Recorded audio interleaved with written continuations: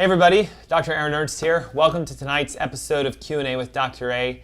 You know, I've really been getting some great questions, and tonight you're going to see everything from how to produce natural bug repellents to sleeping patterns, how do we use pillows appropriately, even down to things about getting fit and some flat abs. So I love your questions. Don't forget, you get to be the script writer for every single episode that we do. Scroll down underneath this video, there's a button you can click that will let you submit your questions directly to us. And hey, listen, if your questions don't make it onto the episode, you will always get a response. So just load us up. We want to know what you want to know so we can help to deliver the greatest health information for you. As always, with any Ask Dr. Ernst event, our goal is that you become your own doctor. So I hope that you take a lot of notes tonight and you begin to activate your hidden health. Remember, every Saturday at 3 o'clock, we're on WBT, which is 11:10 a.m., with various topics, including our new segments on what your doctor won't tell you about various health conditions, from heart disease to diabetes to MS to Parkinson's to anti-aging. So I've been getting a lot of really good feedback from all of you, and we're going to take a deep dive so you become a natural healer. First question says, is there a way to defend against mosquitoes naturally, specifically ones carrying the Zika virus? So we're going to break this into two parts. We're going to talk about natural mosquito repellents and also this Zika virus and what you really need to know about it. But here's my sort of natural mosquito spray, if you will. 2 ounces of distilled water, 1.5 ounces of witch hazel, 30 drops of citronella oil, 30 drops of peppermint, and about 15 drops of tea tree oil. And what you do is, they have these little glass and plastic spray bottles that have a spritzer on the top of it. Shake it around and then literally spray your skin with it. What's unique is that citronella and peppermint and tea tree have a smell that mosquitoes dislike. And so you will basically be repelling mosquitoes if you spray that onto you. Secondly, you can also spray the area. So if you're sitting outside or having dinner on your porch or something to that effect, just spray the area around it. It'll sort of flavor the air and they'll sort of naturally leave.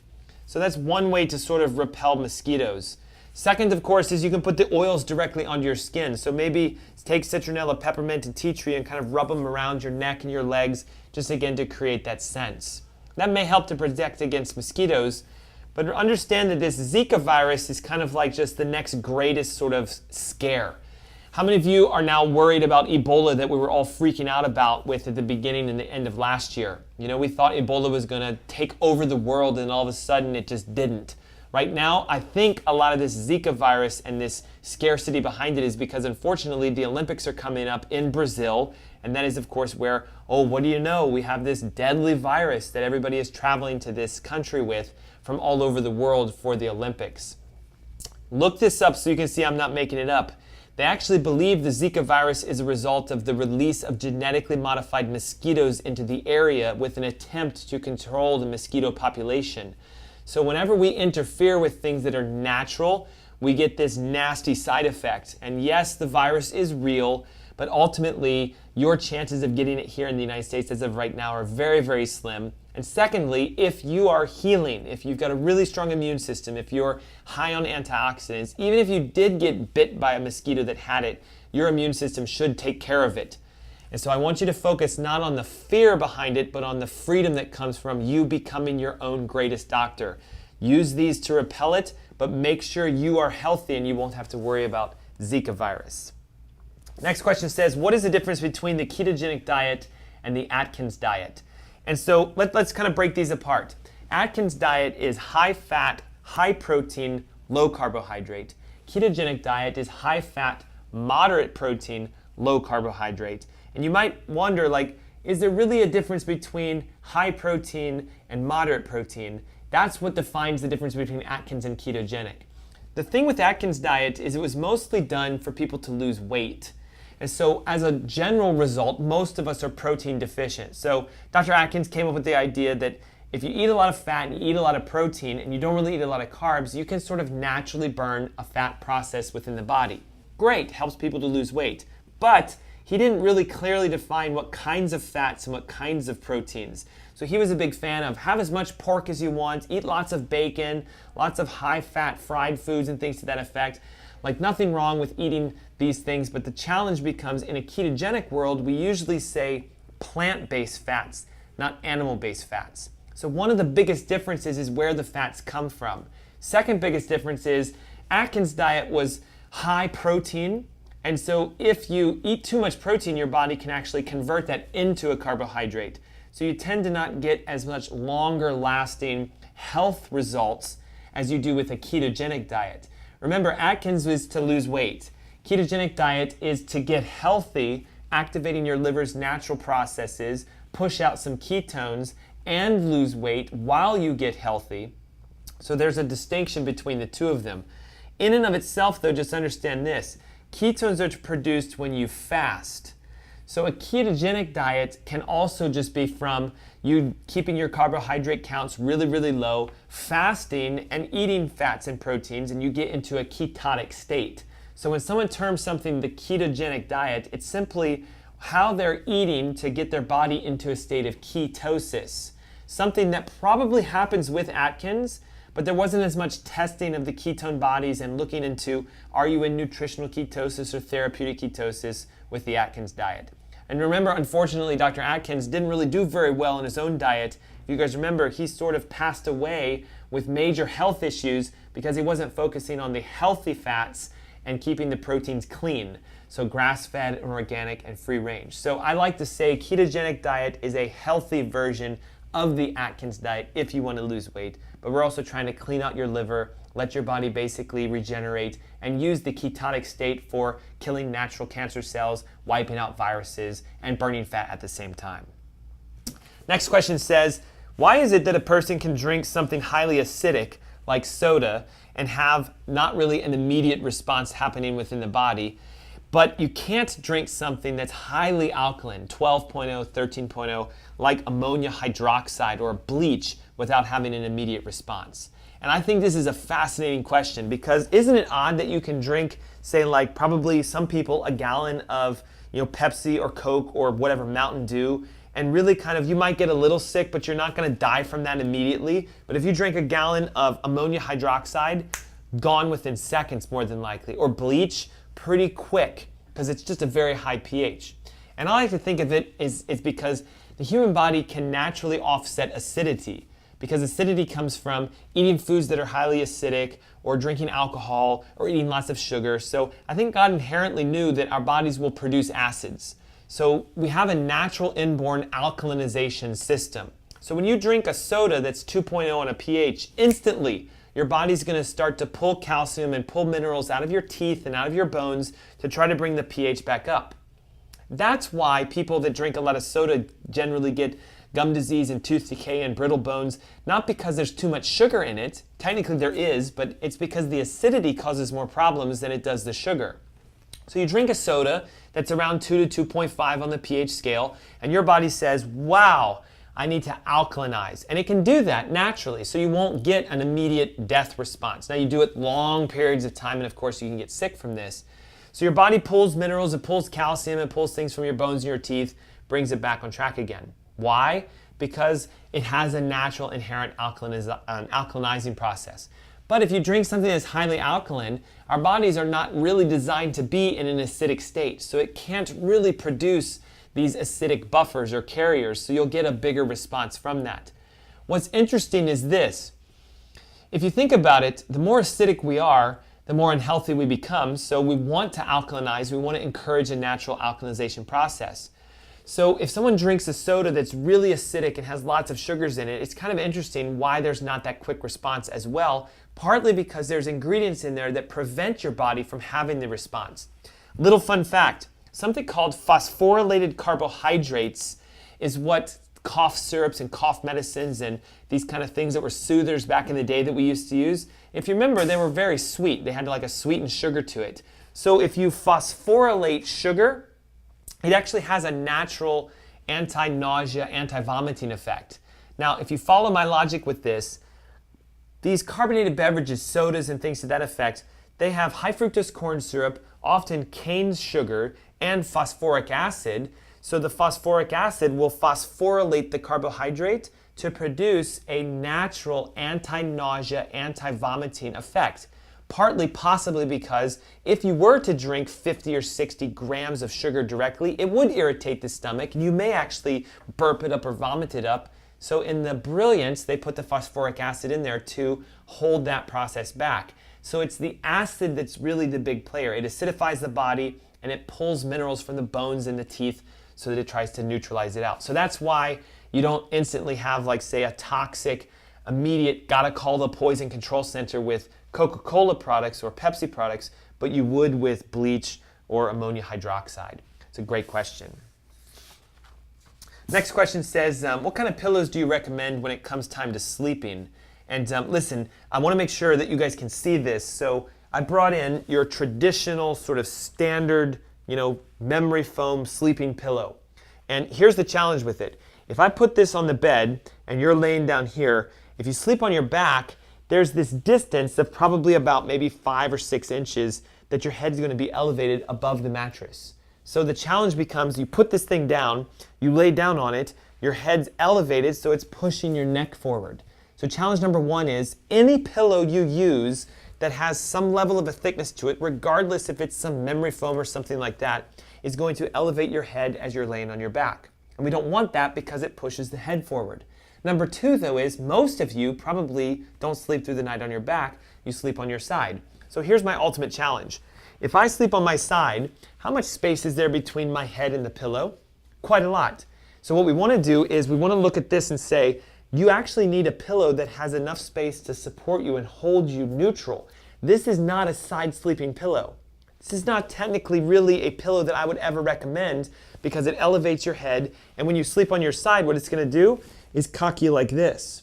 So what would be a good pillow to use? Well, instead, I recommend what are called sleep aids. It's a small circular device that lets you put it underneath your neck so that your shoulders come up, your neck rolls around it, your head's on the mattress, and what we're doing is we're keeping your skull centered and we're increasing the curve in your neck. Now, ultimate question, can I sleep on my side with this? No, because again, same thing. So if you're a habitual side sleeper, you probably need 3 or 4 pillows stacked one on top of each other so that your head stays neutral while you sleep on your side. The best thing to do is to have your spouse or one of your family members take a photo of you laying on your side with your pillow here and looking to see, is your head centered with your frame. If it's like this, there's too little. If it's like this, there's too much. So remember, you sleep 6, if not 8 hours every single day. If you're like this for 6 or 8 hours every single day, you're going to create spinal problems. You're going to have muscle tightness and fatigue and tension and everything else. Sleeping is one of the #1 causes of damage to your spine, to your nerves, to your discs, and it's really important that you sleep properly. When on your back, use a spinal aid. Nice circular roll, it's about 3 inches across, goes underneath your neck, creates a nice lift to your back. If you're sleeping on your side, make sure you've measured the distance between your shoulder and your neck, and your pillows need to, when compressed, be that exact distance. Believe it or not, there's a company that makes a pillow called a Therapeutica with an A. If you go online and you Google it, you can find them, you measure this distance, and they'll create one custom for you. Next question says, what is a fat bomb and why are all the ketogenic websites talking about them? Love this question. A fat bomb is basically what it sounds like. It's a little tiny roll of usually some sort of coconut oil, MCT oil, butters, or creams, or things like that are rolled into things so you can eat them. They call them fat bombs because they go boom in the stomach and they release a lot of general healthy fats. They're talked a lot in ketogenic websites because when most people try to get into ketosis, you have to fast. And of course, when most people fast for long periods of time, they get hungry. And so a lot of people say, well, what can I eat when I fast? Fat bombs are a great answer for things you can eat while you're fasting because technically there's no sugar in them, there's no protein, and they are pure fat. You can make most fat bombs by simply mixing together some butter with some heavy cream from like creams of coconut and other oils like coconut or MCT oil, congeal them into some sort of a shape, either a ball, a square, a cube, and they have to be refrigerated or frozen because they have to get hard. So when you take them out, you put them in your hand, they're going to melt, so you eat them really quick. What's amazing is it's been estimated there's more than over 200 different fat bomb recipes, as simple as taking some regular butter and coconut oil, mixing it together, putting in a little stevia and some vanilla, and making a vanilla fat bomb. Or doing 2 and 2, one with some, say like chocolate powder or a chocolate flavor, and then a vanilla flavor, and making some sort of like a chocolate vanilla fat bomb. If you want a ton of recipes for fat bombs, go to our website, which is AskDrErnst.com/recipes. and I have a section under snacks, and there's fat bomb recipes for you guys.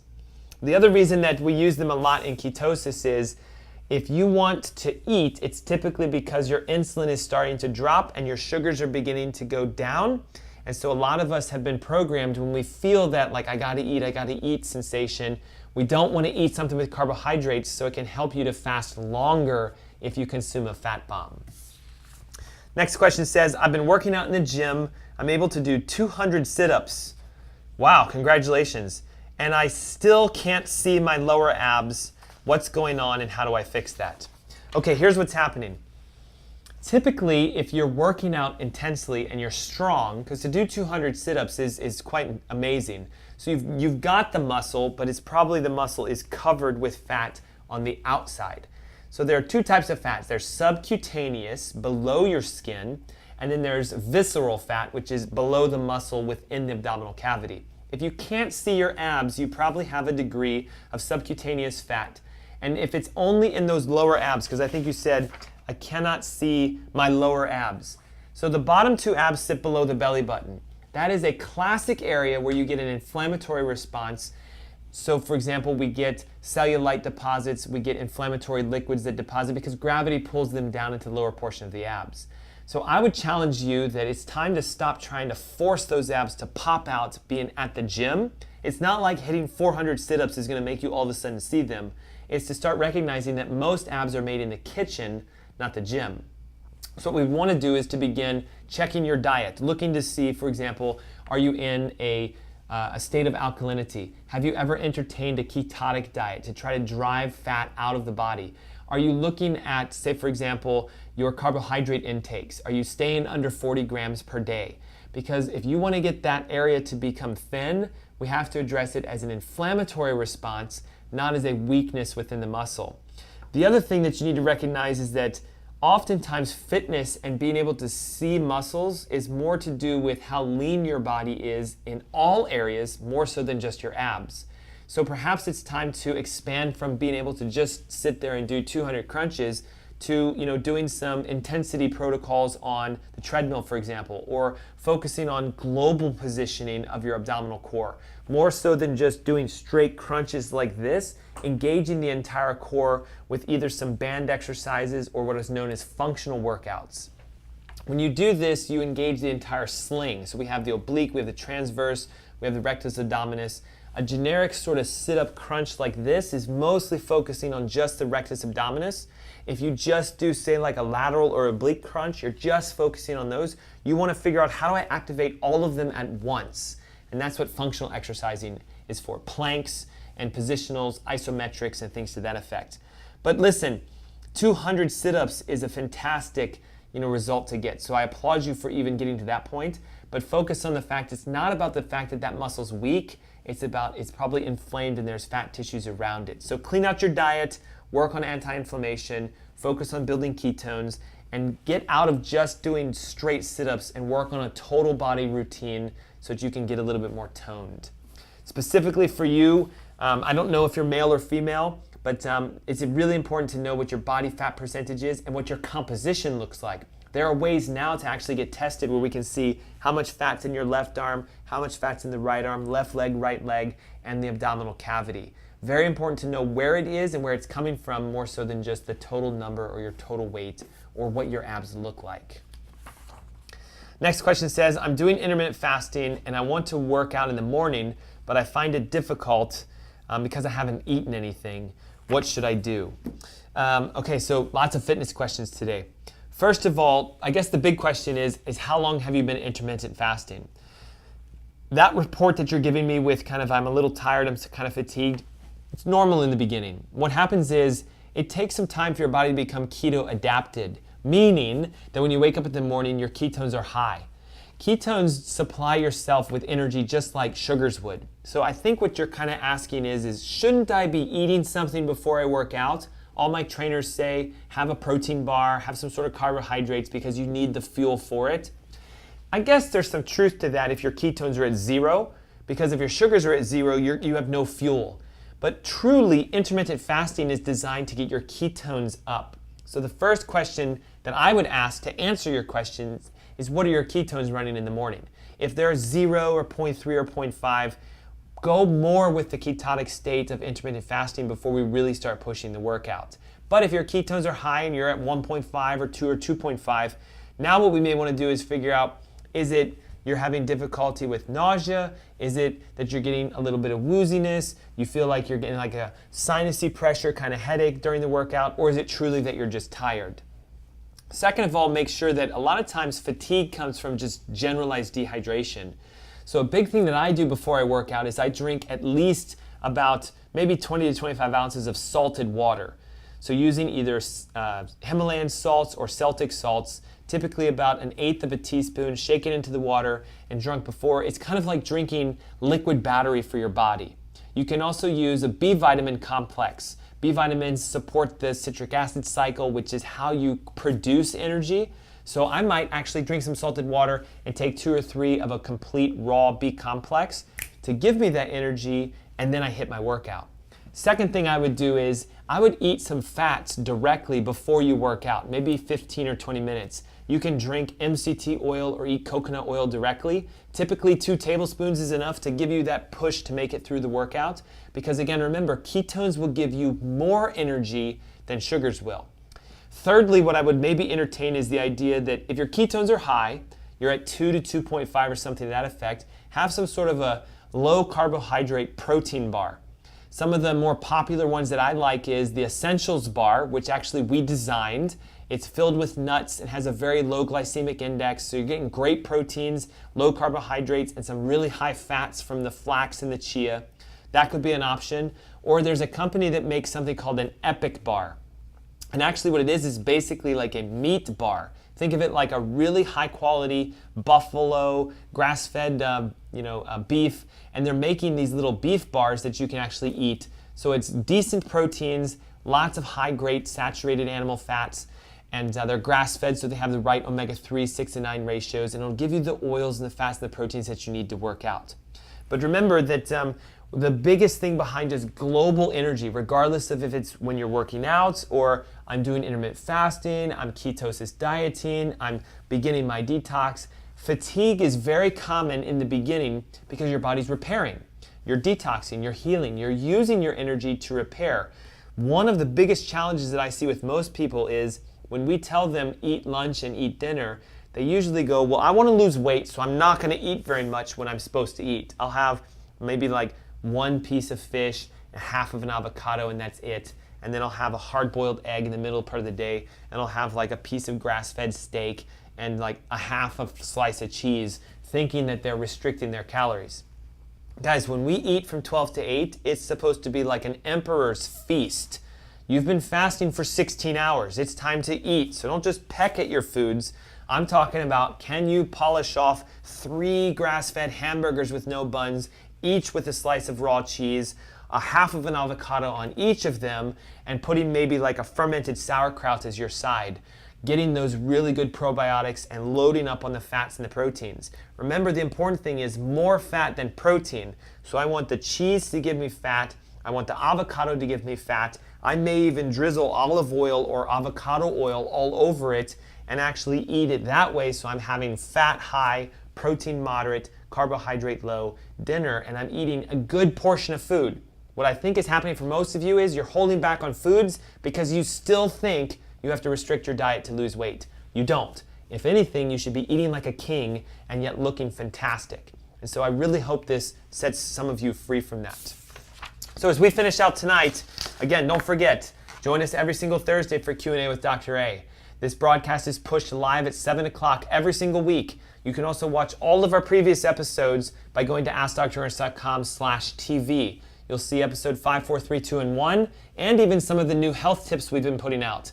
2 to 3 minute video clips on things like depression, anxiety, stress, heart disease, blood pressure. I've got a lot of great information for each of you. Partly why we're doing this is we've been getting a lot of people saying, I talked to my neighbor, my friend, they want some more information. Send them these videos, send them to the website, invite them to the next event that you come to. What we have discovered is the more you kind of change your circle of influence, the healthier you get your friends and family, the healthier you become. And of course, we want you to have the greatest results. And so the way you do that is by engaging others. Thanks so much for joining me tonight, and I look forward to seeing you guys next week and also this Saturday, 3 p.m. on 11:10 a.m. Have a great day, guys. Good night.